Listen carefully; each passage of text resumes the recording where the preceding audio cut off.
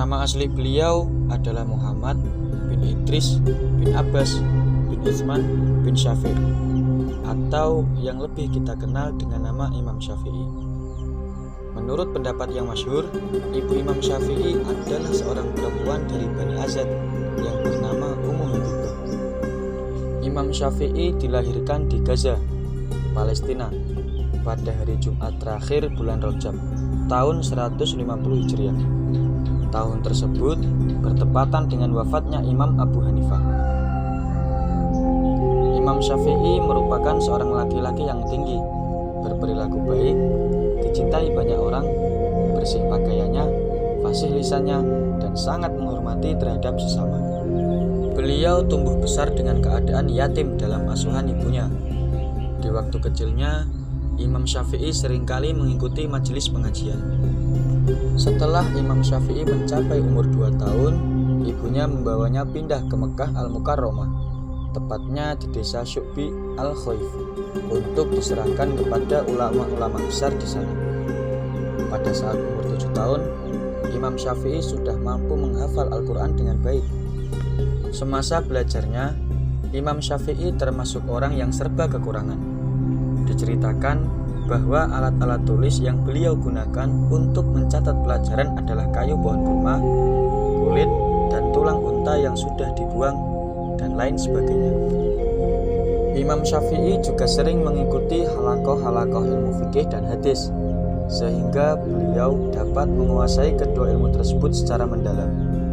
Salah satu guru beliau, Syekh Muslim bin Khalid, ketika mengetahui kecerdasan ilmu yang ada dalam diri Imam Syafi'i, pada akhirnya memberikan izin pada beliau untuk memberikan fatwa. Kejadian ini terjadi ketika Imam Syafi'i masih berumur 15 tahun. Setelah Imam Syafi'i menguasai berbagai macam ilmu agama dari gurunya di Mekah, beliau menuju ke kota Madinah untuk berguru kepada Imam Malik. Saat itu, beliau masih berumur 13 tahun. Sebelum bertemu Imam Malik, Imam Syafi'i sudah sangat hobi membaca kitab Muwatta karangan Imam Malik.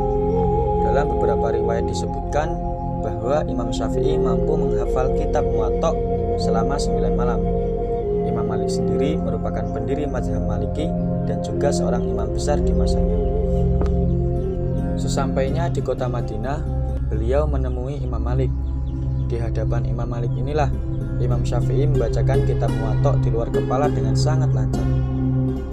Selain mempelajari kitab Muwatta, Imam Syafi'i juga belajar ijtihad, fatwa sahabat ataupun tabi'in. Kebanyakan riwayat mengatakan bahwa Imam Syafi'i berguru kepada Imam Malik sampai wafatnya Imam Malik pada tahun 179 Hijriah. Sehingga bisa dikatakan bahwa Imam Syafi'i belajar kepada Imam Malik selama 16 tahun. Karena Imam Syafi'i memulai berguru pada tahun 163 Hijriah, sewaktu Imam Syafi'i masih berumur 13 tahun. Merasa belum cukup atas apa yang Imam Syafi'i dapatkan dari Imam Malik, beliau lantas melanjutkan rihlah keilmuannya kepada para ulama ahli hadis di kota Madinah. Di antara guru-gurunya yang terkenal adalah Ibrahim bin Yahya, Abdullah bin Nafi, Ibrahim bin Sa'ad al-Ansori, Abdul Aziz bin Muhammad, dan lain-lain. Selain belajar ilmu-ilmu agama, beliau juga belajar ilmu memanah dan belajar menjadi joki kuda yang handal dan baik, hingga beliau menjadi seorang yang ahli dalam memanah. Imam Syafi'i juga sangat menghargai waktu. Ketika malam hari, beliau membagi waktunya menjadi 3 bagian. Sepertiga yang awal untuk belajar, sepertiga kedua untuk sholat atau beribadah, sepertiga terakhir untuk tidur. Ketika memasuki tahun 195 Hijriah, Imam Syafi'i menuju ke kota Baghdad untuk belajar kepada para ulama di sana. 2 tahun berselang, tepatnya pada tahun 197 Hijriah, Imam Syafi'i menikah dengan Sayyidah Hamidah.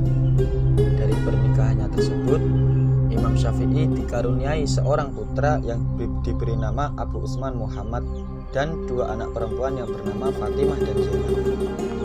Setelah 2 tahun berada di Baghdad, Imam Syafi'i kembali ke kota Mekah.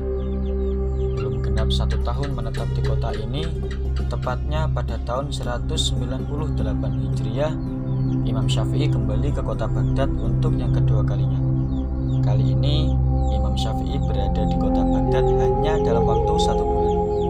Meski demikian, di sana beliau sukses menyebarluaskan ajaran mazhabnya yang kelak di kemudian hari dikenal dengan sebutan Qaul Qadim.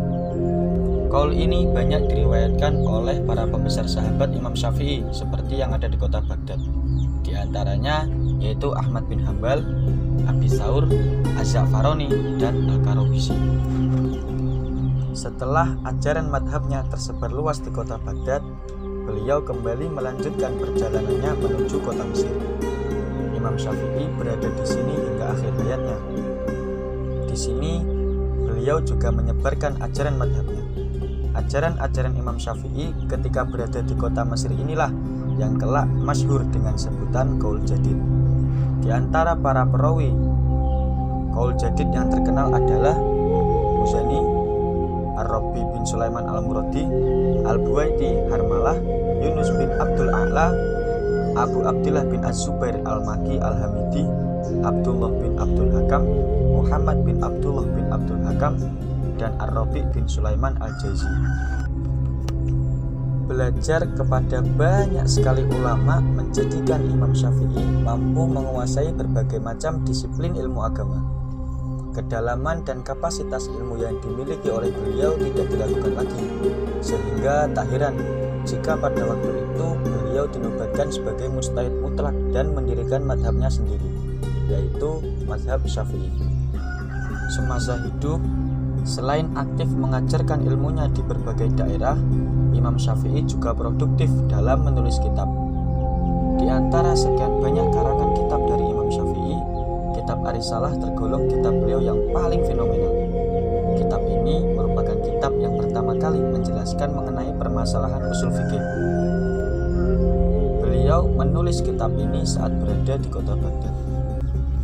Imam Syafi'i wafat pada Jumat terakhir bulan Rajab tahun 204 Hijriah dan dikebumikan di kota Mesir, tepatnya setelah sholat Asyar.